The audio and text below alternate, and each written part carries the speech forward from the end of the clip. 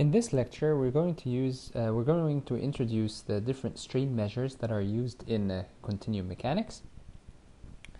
And we're going to start by an introduction on why we need such strain measures, because what we're used to from the earlier courses is unidimensional strain or uniaxial strain,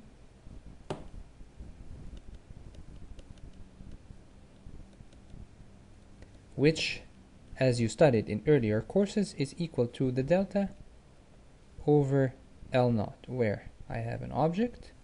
This is its L before L naught before it was pulled, and then it's being pulled, and the extension delta divided by the original length gives you the uniaxial strain in this bar or in this object. Now, I'm just going to show you two examples where such measure is not applicable. For example, if you have a bar that's made out of a material that's stronger in a certain at a certain area and weaker or more flexible at a certain area, and then you apply a force, you might find that if you look at only this part, if you consider only this L naught, that this delta in this L naught is huge, so you get a very large strain here. If you look at this point, the strain here is really small.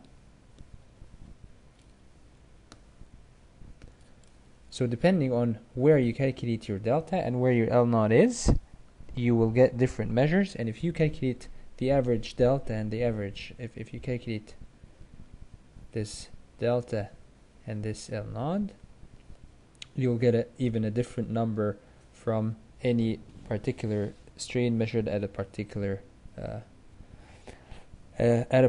square. And so the formula delta over L naught does not really apply here, and we need to find a better measure that gives me the strain at every point and gives me a better measure of strain that would indicate that the strain at this point is higher than the strain at this point. Another important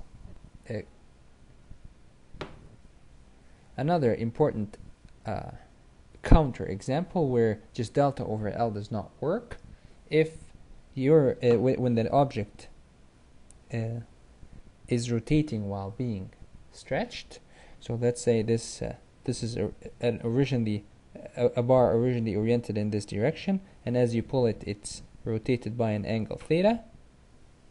Now, depending what you mean by delta, if you take this small delta and you divide delta by L, or if you take this rotated delta and divide it by this original L, that the strain measure should differentiate which delta you are considering, whether you're considering the true delta or the apparent delta, and so you might get different measures of strain or different values for the calculating the strain. And so for this reason, we need to introduce more three-dimensional measures of strain that take all these things into consideration, and in particular we need to make sure that this strain measure still works and gives me the true measure when the object is rotating in space as it's being stretched. So we're going to start by introducing uniaxial strain measures, and the first thing to do is introduce what we call the stretch, because all strain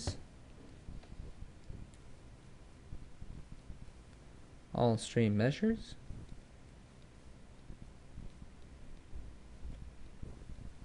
will be functions of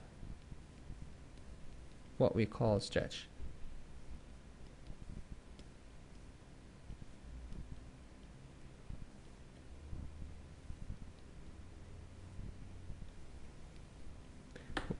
Where the stretch lambda is equal to the new length or the stretched length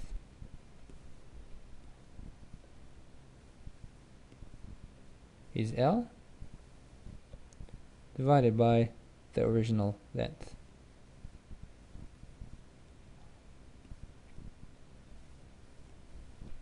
The first uniaxial strain measure that we would like to introduce is the engineering longitudinal strain. The engineering longitudinal strain is defined as delta over L naught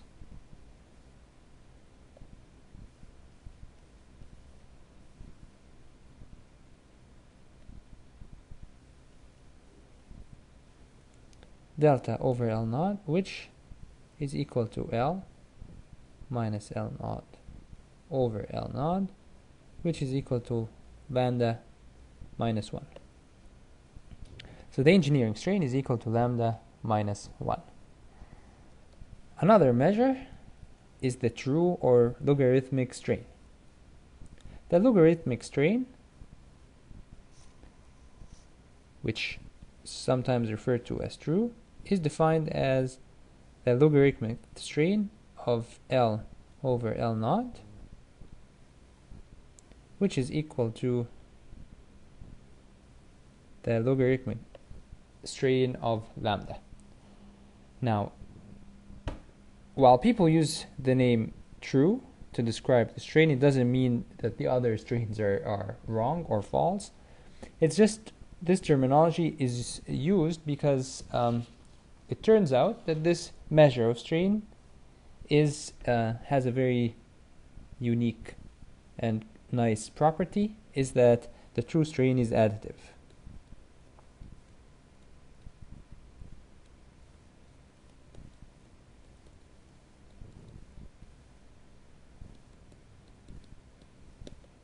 Which means if I have a bar and I stretch it over 2 steps,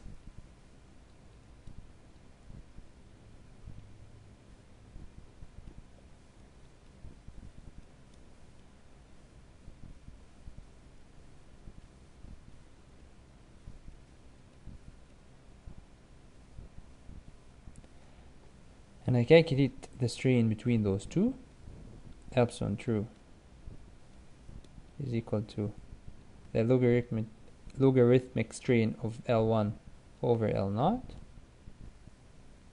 If I calculate the strain between those two, epsilon true is equal to the logarithmic strain of L2 over L1. If I then calculate the strain between those two states, this is equal to the logarithmic strain of L2 over L naught, which, because of the properties of this logarithmic function, I can write it in this form. And the nice thing about the logarithm function is that this is equal to, I can add these two, which means that the epsilon true between state 1, let's call this S1, S2, S3, the logarithmic strain between state 1 to state 3 is equal to the logarithmic strain between S1 to S2 plus the logarithmic strain between S2 and S3. And if you try to do this with the engineering strain, you'll find that this is not the case. You cannot simply add the strains between different states to give you the total strain between the original and the final state. Another measure of strain is the green or Lagrangian strain, and this measure is defined as follows.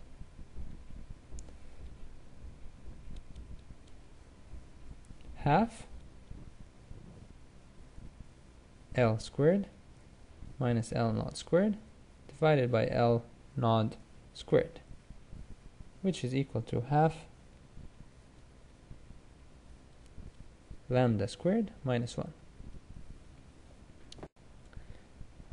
So now let's try to understand the different predictions between those three measures that we just described. So one of them is equal to lambda minus 1. The true is equal to the logarithm of lambda, and the green one is equal to half lambda squared minus 1.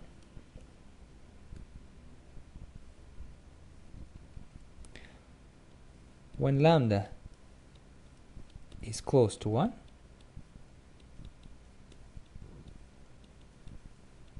which means that the length is very close to the original length, all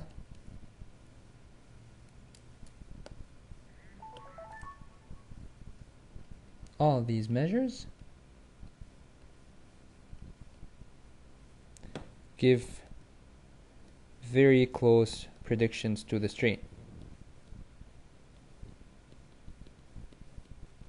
So they all coincide or almost coincide when the strain is small, or when the value of the length is very close to the original length. Once lambda increases or decreases far from 1, so this is the value of lambda. When lambda is equal to 1, which means the length is equal to L naught, the three measures are very close to each other.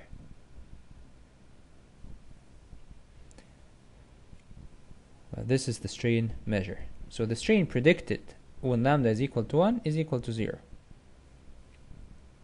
When lambda is equal to 1, the strain predicted in the 3 is equal to 0. When lambda is increasing or decreasing but still close to 1, the three values of strain are close. As lambda gets far from 1, the engineering strain is a linear function of lambda, as you can see. This is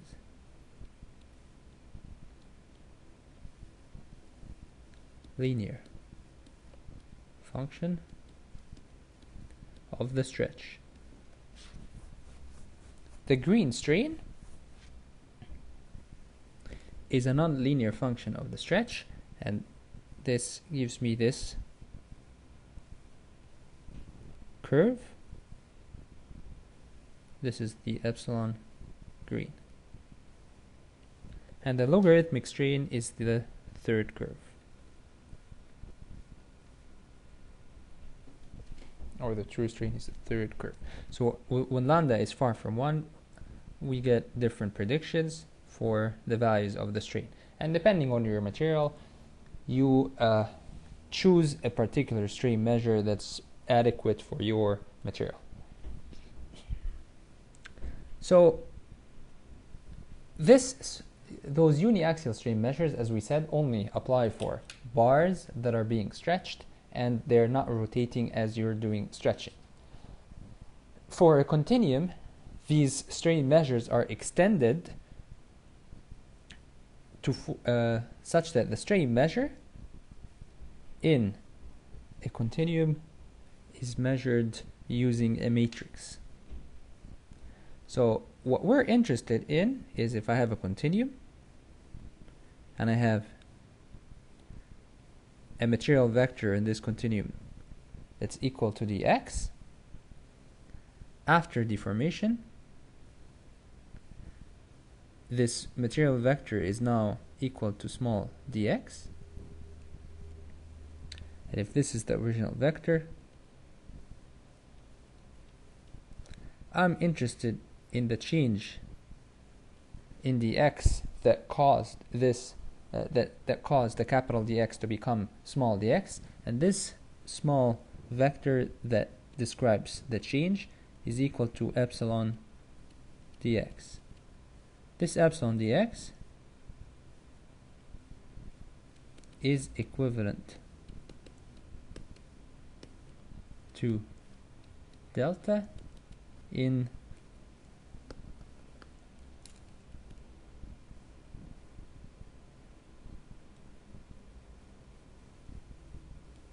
is equivalent to delta in the uniaxial case.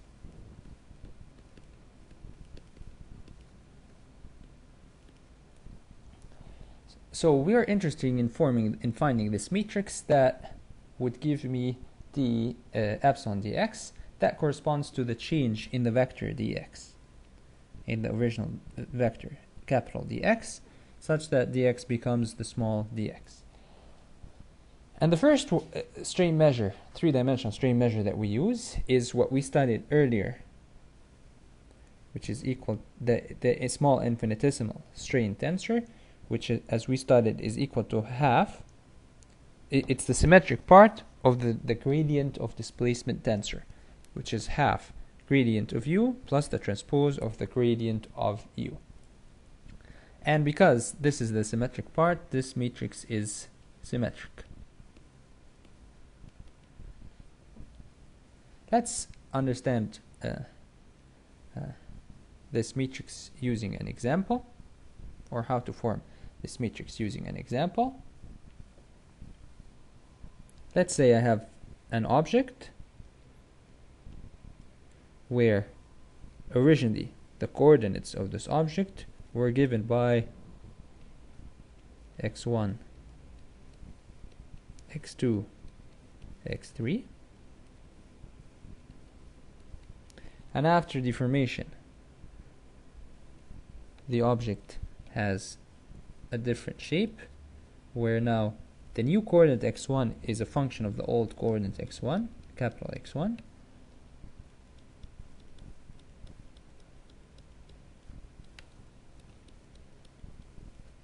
the new coordinate x2 is another function,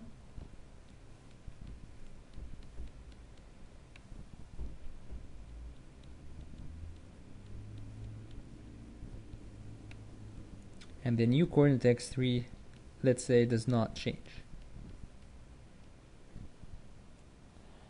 Then u, or the displacement vector, is the new coordinate minus the old coordinate,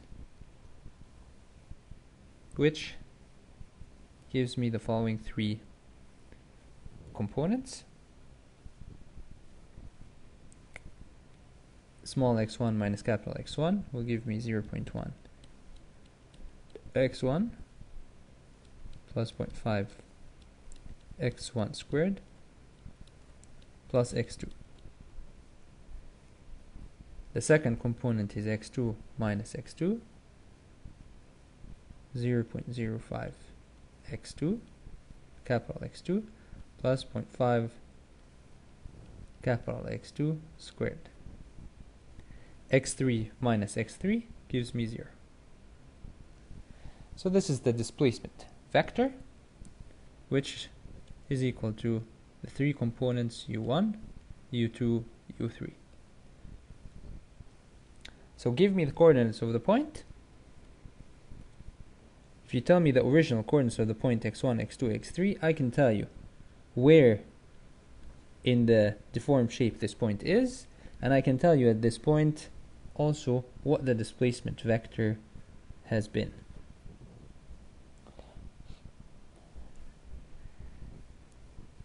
In order to calculate the strain at any particular point, the first matrix I need to calculate is the gradient of u.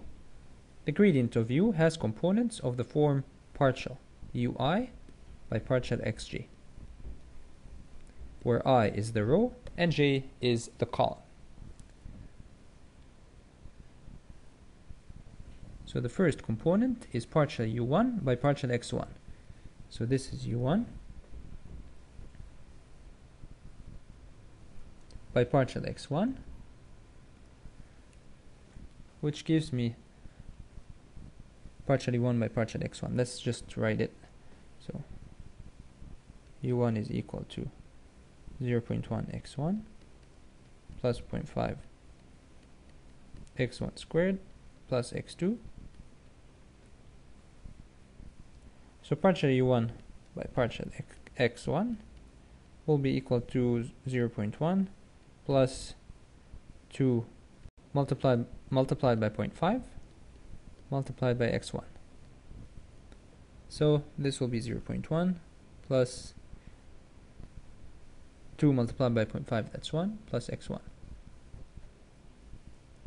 Partial u1 by partial x2 will be equal to 1.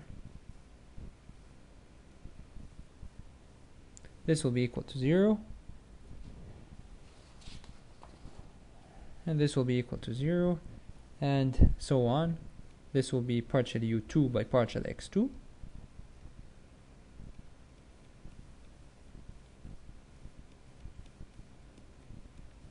This will be equal to 0, 0, 0, 0. So this is the matrix of the displacement gradient tensor. The strain is the symmetric part of this matrix. The engineering, or the infinitesimal,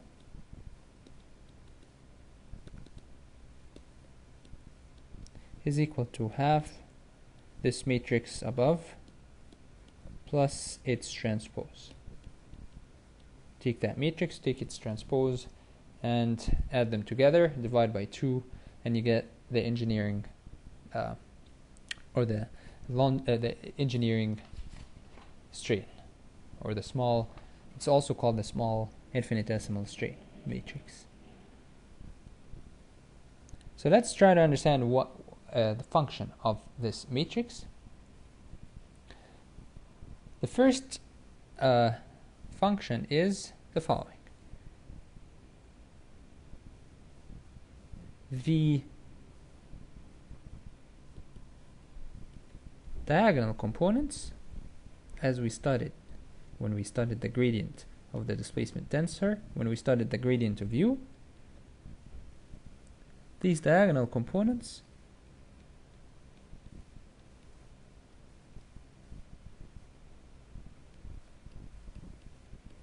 give me the longitudinal strain along the three directions of the basis vectors. What does this mean? Let's remember our original example of non-uniform strain, where we had a bar that had different vertical lines drawn on it, and when it was stretched non-uniformly, such that the bars did not maintain the equidistances between them. To calculate the strain in this direction, E1, the longitudinal strain along the basis vector E1 is calculated using this component, which is partial U1 by partial X1. So instead of taking delta over L, you calculate the displacement vector U1, or the displacement component U1, which is U, this is U1, take the derivative of partial U1 by partial X1, and you can find the longitudinal strain in this direction. And similarly, in the second direction, E2,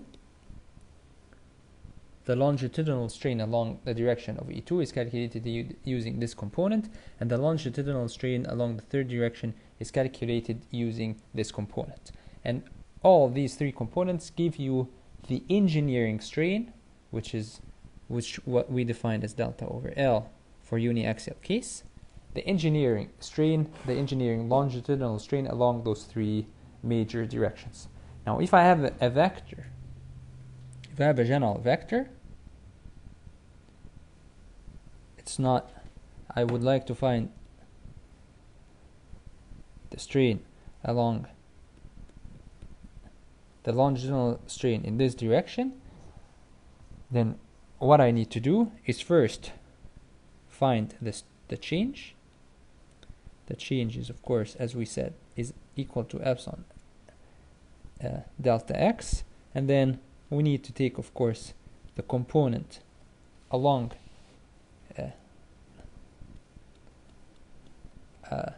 or the normal or the orthogonal component of epsilon dx on dx.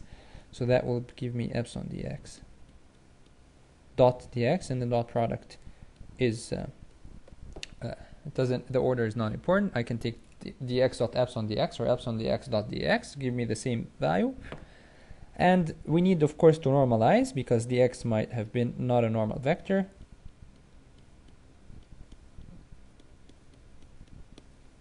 And this gives me the engineering strain along dx.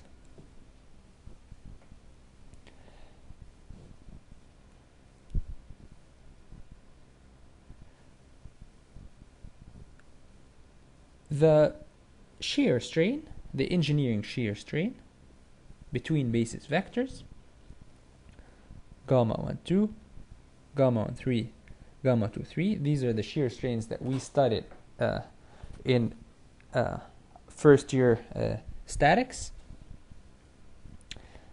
are calculated using the off-diagonal components of the engineering of the infinitesimal strain matrix. We already talked about the diagonal components. The off-diagonal components have partial u1 by partial x2 plus partial u2 by partial x1. This value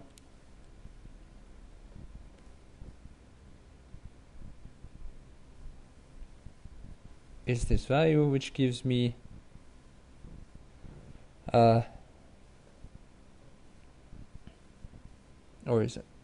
which is related to gamma 1, 2. But notice that there's a difference of half.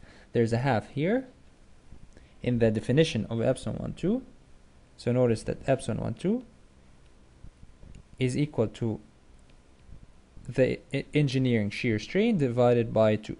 In the definition of the infinitesimal strain matrix, we are taking the average, which is gamma 1, 2 divided by 2. So gamma 1, 2 is equal to 2 epsilon 1, 2. And similarly, this will be 2, or this will be equal to gamma 1, 3 divided by 2, and this will be equal to gamma 1, 2, 3 divided by 2. So don't forget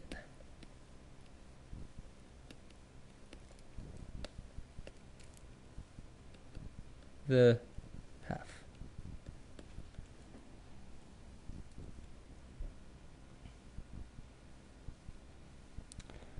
So if I would like to find the change in angle or the shear strain between different vectors, I can do that using the strain matrix as follows. Given a vector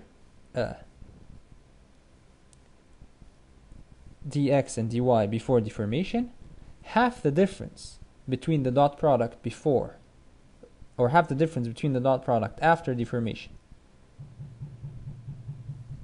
minus the dot product before the deformation, normalized with respect to the length of the vectors, is given by the component of the epsilon dy over dx divided by their original length. And so if dx dot dy divided by norm dx norm dy, this is equal to cosine capital theta, which is the angle, the original angle between those two vectors, while dx dot dy divided by almost norm dx norm dy, assuming length has not changed. So assuming that the norm dx norm dy before deformation is almost equal to the norm before or after deformation, this is equal to cosine small theta. The difference, half cosine small theta minus cosine capital theta divided by 2, is given by this formula, which is dx dot epsilon dy divided by dx dy. If the original angle, if the original angle is 90 degrees, which means cosine capital theta is 0, then this stream measure gives me cosine the small theta divided by 2, and cosine the small theta is equal to sine 90 minus theta, which is equal to sine the sum of alpha plus beta. So, and for small deformations, all these strain measures are applicable for small deformations. This is equal to alpha plus beta divided by 2. So alpha plus beta divided by 2 can be calculated using the strain measure dx dot epsilon dy divided by the norm dx and norm dy. And remember, again, I'm going to repeating that this engineering longitudinal strain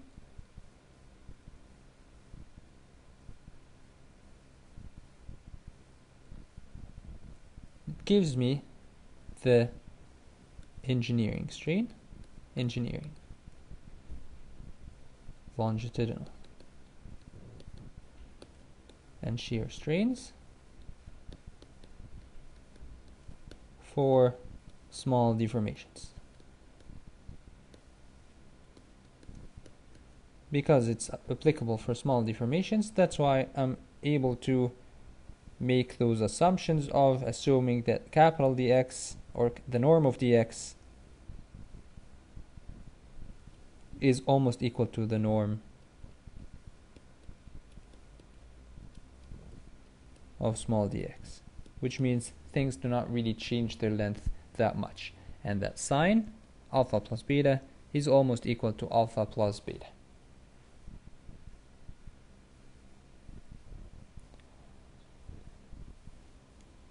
The engineering or the infinitesimal strain matrix is symmetric,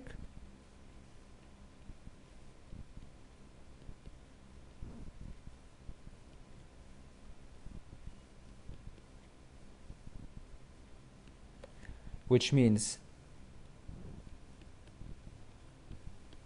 there is another coordinate system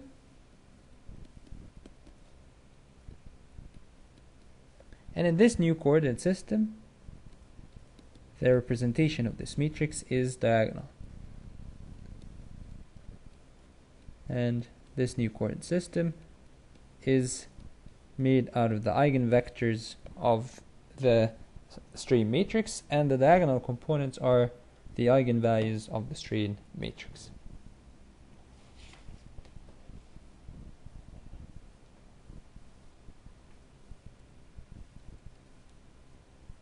And there is a translation matrix that translates between the languages of both coordinate systems. This matrix is equal to Q, and Q is made out of the eigenvectors of the strain matrix, and then U epsilon is equal to Q epsilon Q transpose.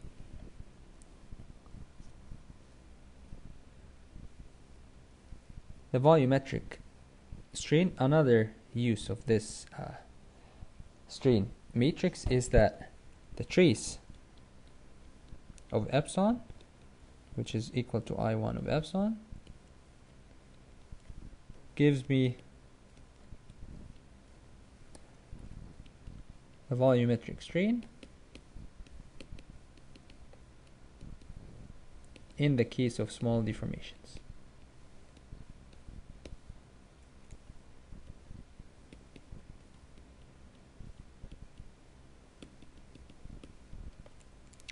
So if I have a cube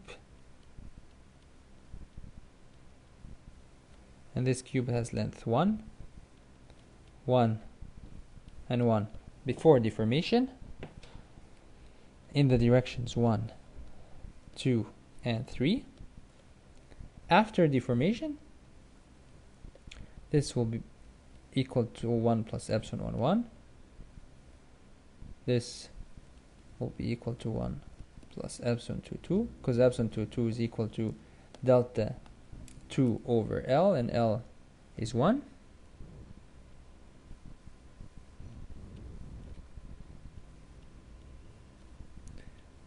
and this is equal to 1 plus epsilon 3,3.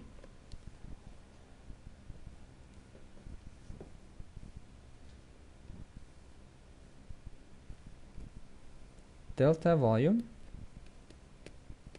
divided by the original volume is equal to 1 plus epsilon 1, 1 multiplied by 1 plus epsilon 2, 2 multiplied by 1 plus epsilon 3, 3 minus 1 divided by 1.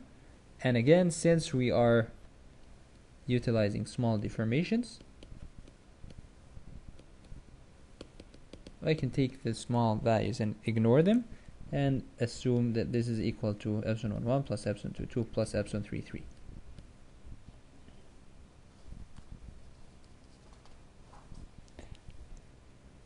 While this strain measure is used in almost every mechanics applications to describe the deformation of concrete, steel, and traditional engineering materials, it has a very important drawback, is that, and I'm going to make this, I'm going to use a thick, it is not adequate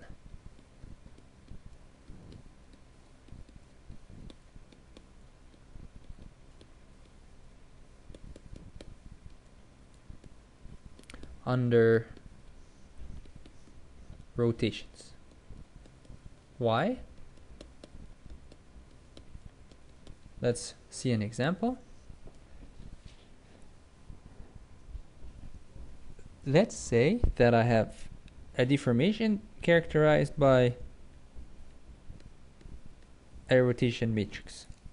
Now, a rotation matrix, that's a very, let's just use a very simple example of a rotation matrix.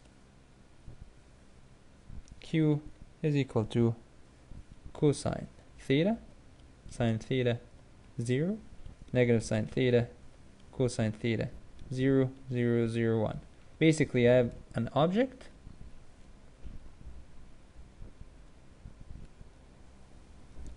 and I took this object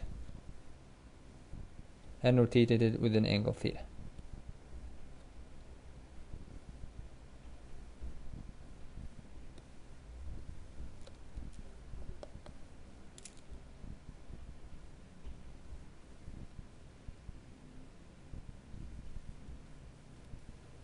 Now I expect if I just hold an object and rotate it that there is no strain. And so whatever strain measure that I use should predict zero strain. Now let's see what the infinitesimal strain matrix predicts. U is equal to x minus capital X, which is equal to Q x minus x, which is equal to Q minus I multiplied by x. The gradient of U, which is a matrix made out of partial UI by partial xg, is equal to Q minus I. The gradient of U plus the gradient of U transpose half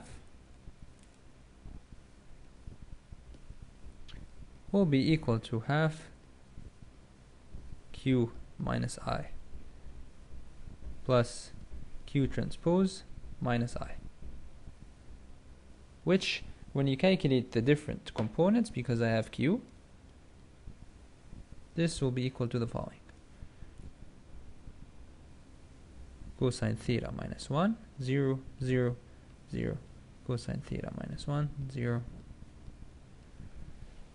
So when theta is small, very close to 0, I predict, or the strain matrix predicts, that the uniaxial strain is equal to almost 0, because when theta is 0, this is almost equal to 1. 1 minus 1 is 0.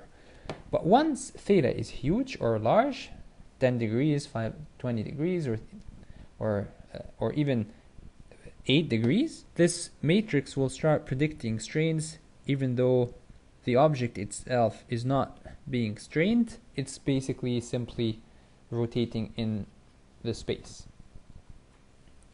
And thus a better measure that would not predict rotations is the next strain measure, which is the green Lagrangian strain tensor.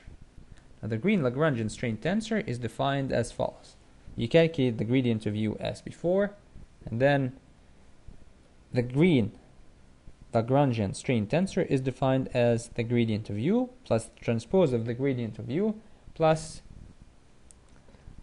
gradient of u transpose multiplied by the gradient of u. This strain measure, as we will see, is better suited for large deformations because it does not predict strain when an object rotates. It gives me the longitudinal green strain along any direction, simply because I know that this is dx,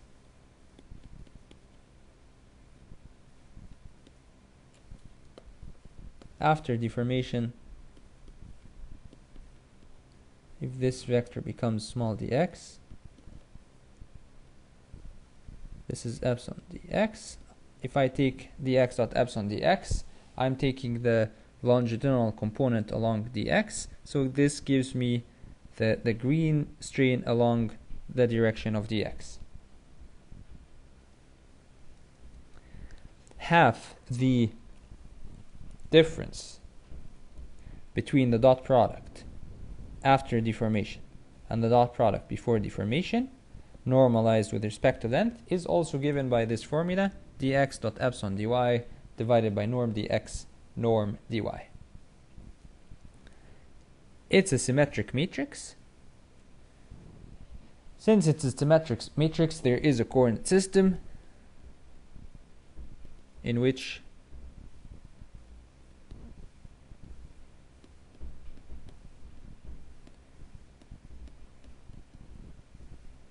the strain matrix is diagonal.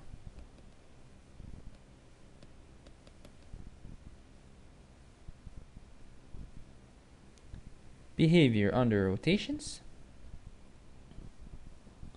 Let's follow the same example. Qx is equal to qx, a general rotation matrix. U is equal to x minus x, q minus I multiplied by x.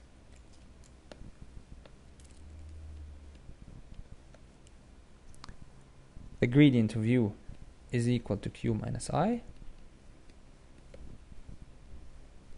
The green strain matrix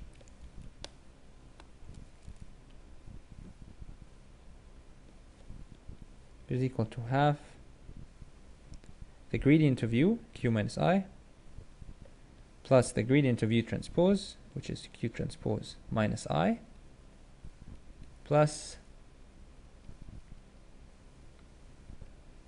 gradient of u transpose multiplied by the gradient of u, so q transpose minus I multiplied by q minus I, which is equal to half q plus q transpose minus 2I plus q transpose q minus q transpose minus q plus I. But q is a rotation matrix, which means this is equal to I, and hence this will cancel, I will cancel to I, and q will cancel q, and q transpose will cancel q transpose, and this will predict 0 strain. And so the green strain is better suited for applications where we have large rotations, but don't forget that what it calculates is it calculates the difference between the length before deformation and the length after deformation. It simply calculates the following.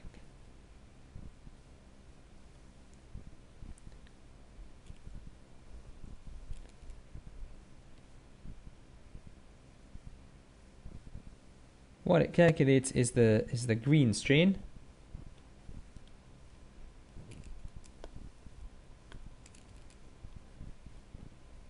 So it simply calculates the green strain, which is the difference between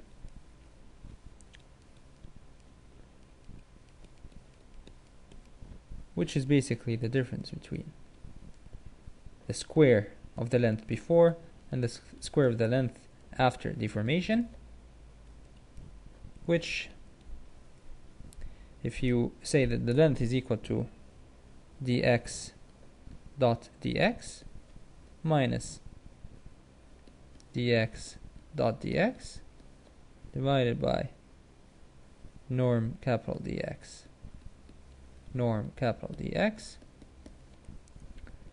this is equal to half norm dx norm dx, small dx is equal to f dx dot f dx minus dx dot dx, which is equal to half dx dot f transpose f dx minus dx dot dx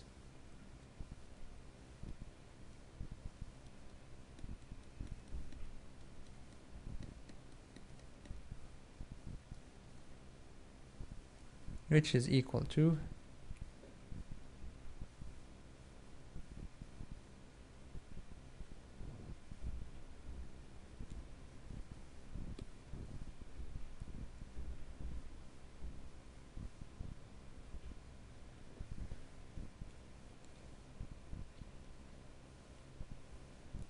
I'm going to take dx and multiply the half here.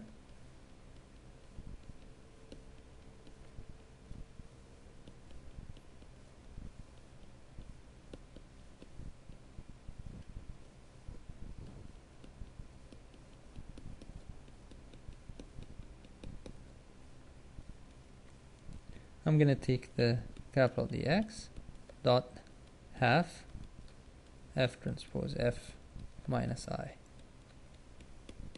dx divided by norm dx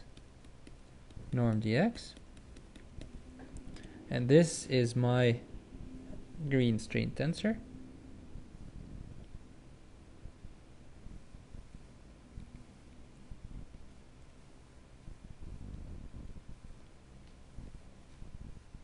The tensor or the matrix is equal to half f transpose f minus I, which, if you substitute, we know that u is equal to x minus x. The gradient of u is equal to f minus I. F is equal to gradient of u plus I. If you take f and put it here, you will get the formula gradient of u plus the gradient of u transpose plus gradient of u transpose the gradient of u.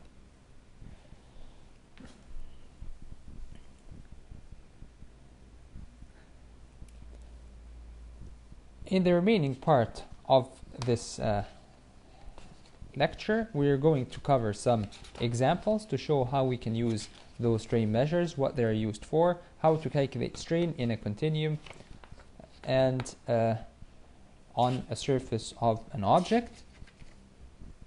Some of those examples are better, are easier to do using Mathematica, and so I will point out then that we should use the software, and I will post another tutorial to show you how to use this the software Mathematica to solve those questions. So the first example illustrates how you can easily form the strain matrices using the software Mathematica. So for example, we have a motion described by the following matrix. In order to utilize the software, the strategy is first to define a vector x that's equal to the components x1, x2, and x3, and of course leave the components x1, x2, and x3 undefined variables.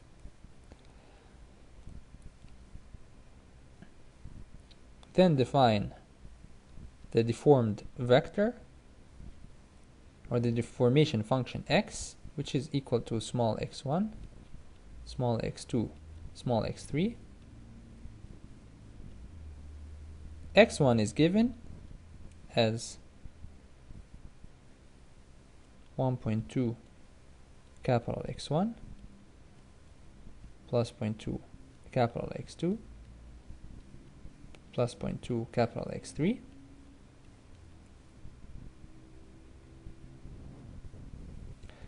x2 is given as 0.2 x1 plus 1.3 x2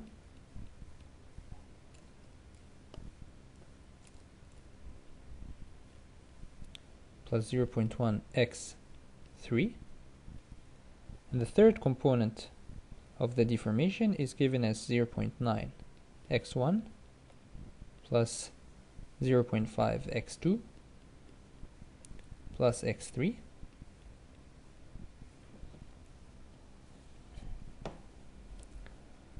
And then the rest of the work, the software can do it for you.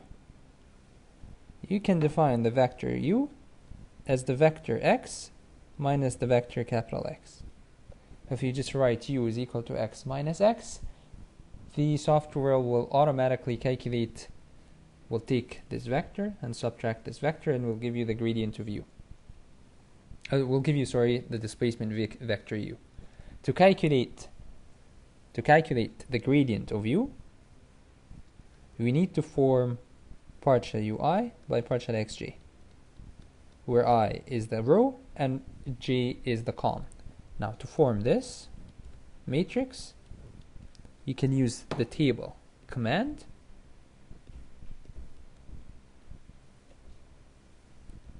and d, which is d is the derivative u of I with respect to x of j.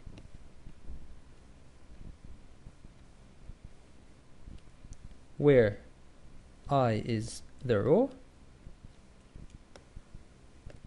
from 1 to 3 and j is the column from 1 to 3.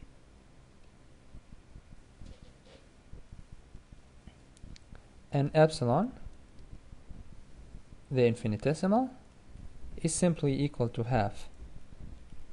Let's call this matrix M. So I can define M to be equal to this table in the software, and I can take half M plus M transpose. This gives me the matrix of the infinitesimal strain matrix. Epsilon green is equal to half M plus M transpose plus M transpose M.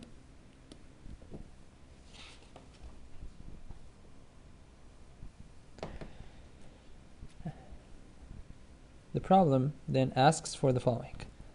You need the displacement function, the infinitesimal strain tensor, the green strain tensor, and we need the infinitesimal uniaxial strain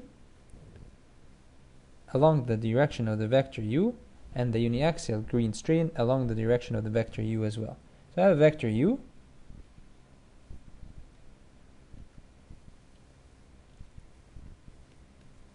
that's equal to 1, 1, 1. I would like to know what, in this direction, what the strain is, which is, there are two strain measures. The engineering along U, and the green strain along U. For each, I use the respective strain matrix. I take U, the vector, dot epsilon U, divided by norm U, and here I use the E infinitesimal, or U dot epsilon U, divided by norm U, and here I use the E green.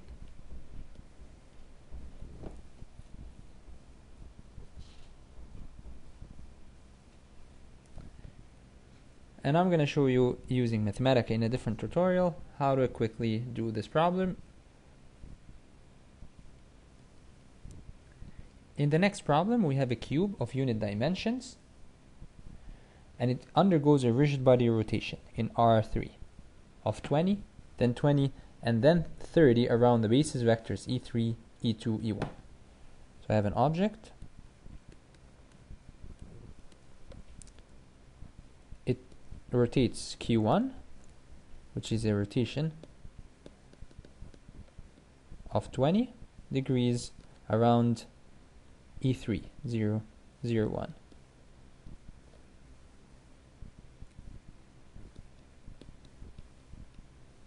Then it undergoes another rotation, Q2, which is a rotation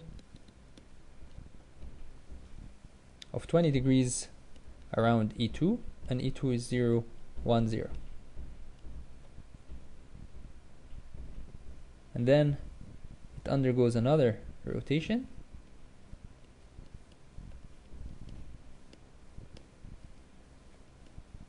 of 30 degrees around E1, which is 1, 0, 0. And so the deformation is described as follows. If I have a vector here, vector dx, the vector first becomes q1. So if I have here dx, here I have q1 dx, and then here I have q2 multiplied by q1 dx, and here I have q3 q2 q1 multiplied by dx, which means that the rotation or the displacement from the original to the final deformed is given by the matrix q3 q2 q1. And remember, the order is very important. q3 q2 q1 is not equal to q1 q2 q3. Now you can use Mathematica to form those rotation matrices. It's a simple command. And right after finding those rotation matrices, x is equal to q3 q2 q1 multiplied by x. This is a matrix that's called equal to f. So x is equal to fx. I have this matrix f. U is equal to x minus x. The gradient of u will be equal to the gradient of f minus I, and so on. Continue as the previous example.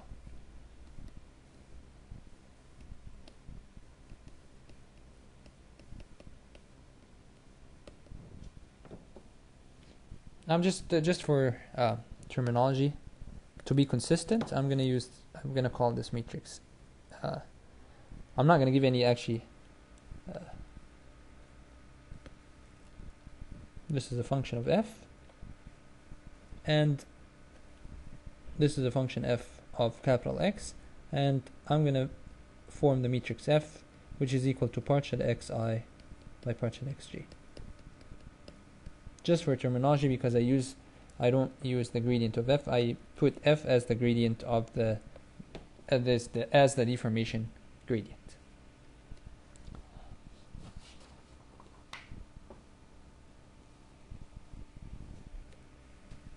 In the next problem, I have a cube with you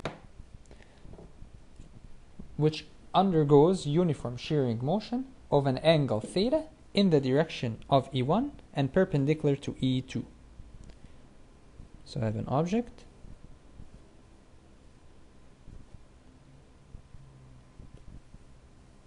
This is its shape before deformation, and as it deforms,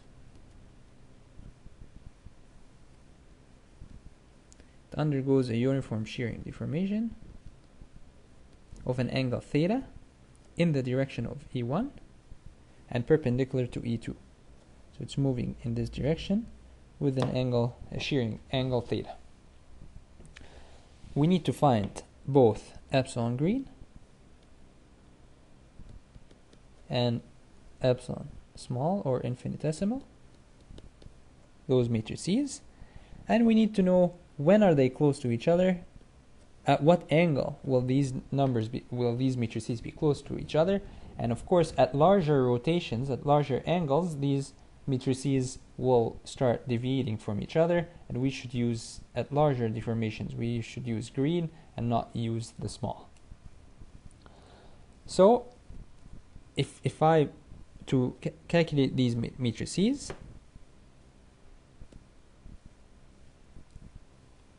I assume I have a vector, a general vector here, material vector, in the undeformed configuration that's equal to x1, x2, x3. After deformation, the horizontal distance it has increased by a distance x2 tan theta. And so the new component x1 is equal to the old component x1 plus x2 tan theta. The new component x2 stayed the same, and the new component x3 stayed the same.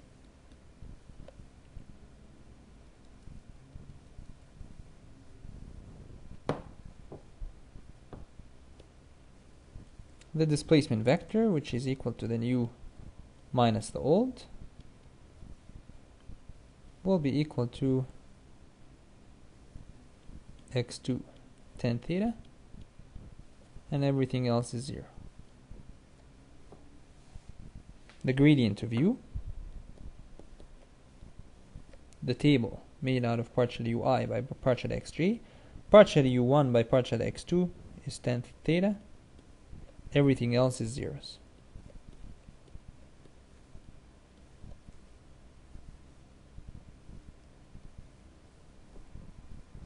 The small strain is equal to half the gradient of u plus the gradient of u transpose, which you'll find is equal to tan theta over 2, 0, tan theta over 2.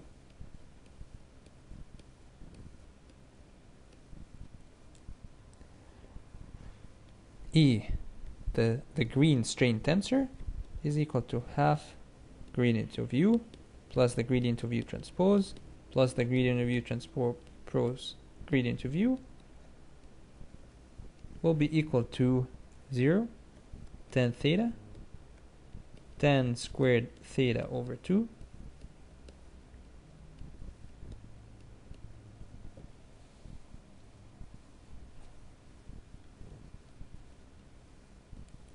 which basically tells me that for larger deformation it's better to use this epsilon green, because epsilon small will never predict any strain in the vertical direction, but for large, when theta is large, this direction is being stretched, because now this length is getting bigger. And for small strains, it's not, for small thetas, it's this change is very small, but as theta increases, this length is getting bigger and bigger compared to the original length, so it's better at this time to use the green strain because it predicts strain in the vertical direction of the value tan squared theta over 2.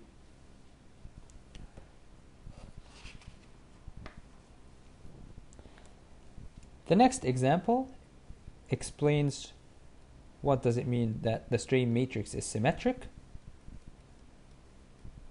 So given this strain in a two-dimensional object, first sketch the shape of the deformation on an infinitesimal square inside the body. So if this is the object before deformation, the strain in the horizontal direction is 0.01, which means the object has increased in length in E1 by this value. It has a shear deformation of 0.012, and it has no vertical epsilon to 2 is 0, so no strain in the second direction, which basically means if I draw this, means I have a shear and I have a stretch, and but the vertical length stayed the same. So this is the shape of the object as it deforms, where this, remember, gamma 1 2 is equal to 2 epsilon 1 2.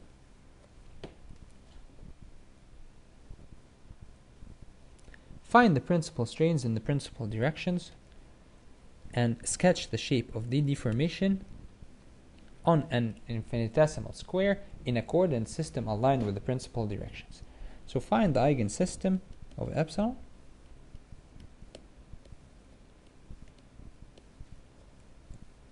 and in this coordinate system made out of the eigenvectors of epsilon, the strain in this coordinate system will be made out of the eigenvalues of epsilon.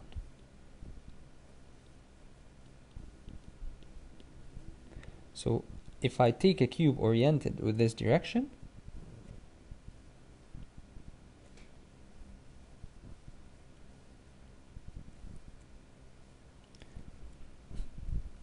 what you will find is that the cube is extended in this direction and contracts in the opposite direction. So this is the cube after deformation. So you can see that the shape of the deformation, or whether you have shear or no shear, depends on the orientation of your coordinate system. The remaining problem, we will cover it when we present a tutorial using Mathematica.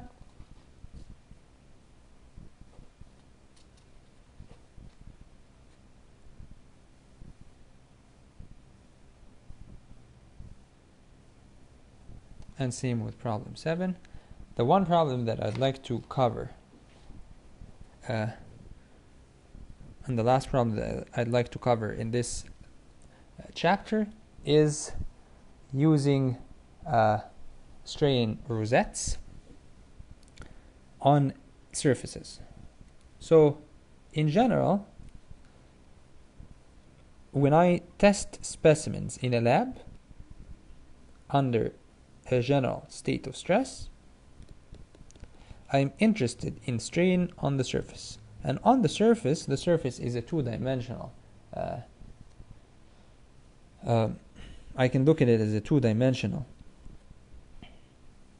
object, and in this surface I'm interested in the strain matrix epsilon 1 1, epsilon 1 2, epsilon 1 2, epsilon 2 2. And because I have three components of the strain,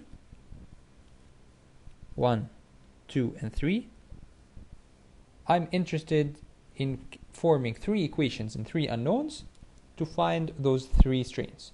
So in order to find three equations, I get three strain gauges and I align them in three different directions. And in each direction I calculate the strain.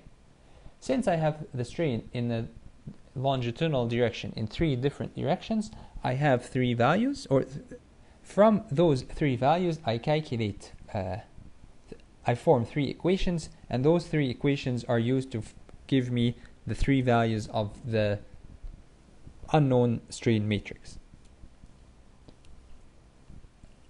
So in this example, we have the longitudinal engineering strains on the surface of a test specimen were measured using a strain rosette to be those three values along the three directions A, B, and C, where A is 1, 0, B is 1, 1, and C is 0, 1.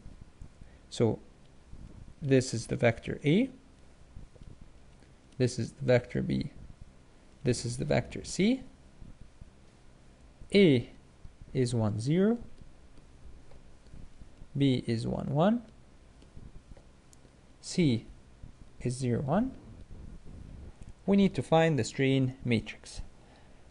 Now, the strain E along A is equal to A dot epsilon A divided by norm A squared, which is norm A multiplied by norm A.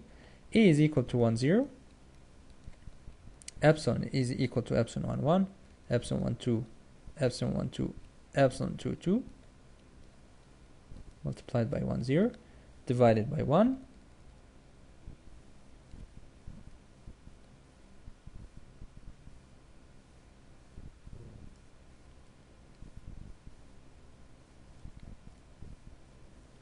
This is equal to the dot product between 1, 0, dot epsilon 1, 1, epsilon 1, 2.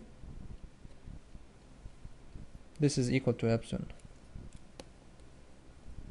1, 1, which is given as 0.005. E along C, because it will be easy as well, is given as negative 0.001. This is the strain epsilon along C. This is equal to C dot epsilon C divided by norm C squared. Norm C squared is 1. C is equal to 0, 1, so its length is 1. 0, 1 dot epsilon 0, 1. And if you do the calculation similar to the previous one, this will be equal to epsilon 2, 2. So epsilon 2, 2 is equal to negative 0.001.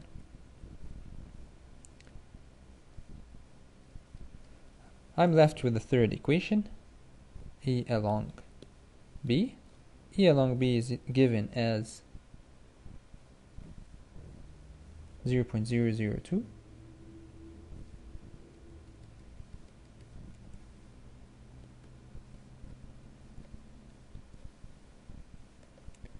Norm B squared is equal to the square root of 1 plus 1 is equal to the square root of 2 squared. So this is equal to 2. B dot epsilon B. So 1, 1 divided by 2 dot epsilon 1, 1, epsilon 1, 2, epsilon 1, 2, epsilon 2, 2 multiplied by 1, 1.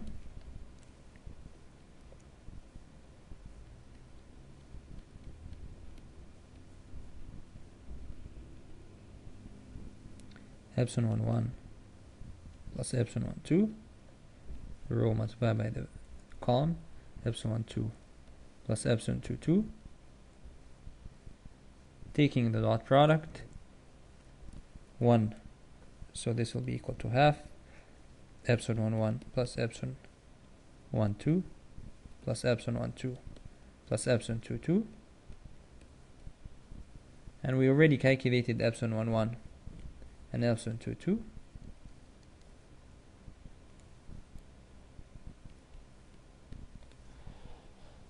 And so from here, so we already have epsilon 1, 1, we already have epsilon 2, 2, so calculate epsilon 1, 2. So now we have the strain matrix. We have all the components of the strain matrix, and it's symmetric, and the problem asks for the principal strains in their direction, which basically the eigensystem of epsilon. So problem 9 is the same, is a similar problem, but different orientation of the three vectors oriented on the specimen, different orientation for the vectors on the specimen. And this is it for this chapter. The last section is not covered in the undergraduate course. And I will be presenting another tutorial to describe how to use Mathematica to calculate all these or to do all the different calculations of the strain matrix.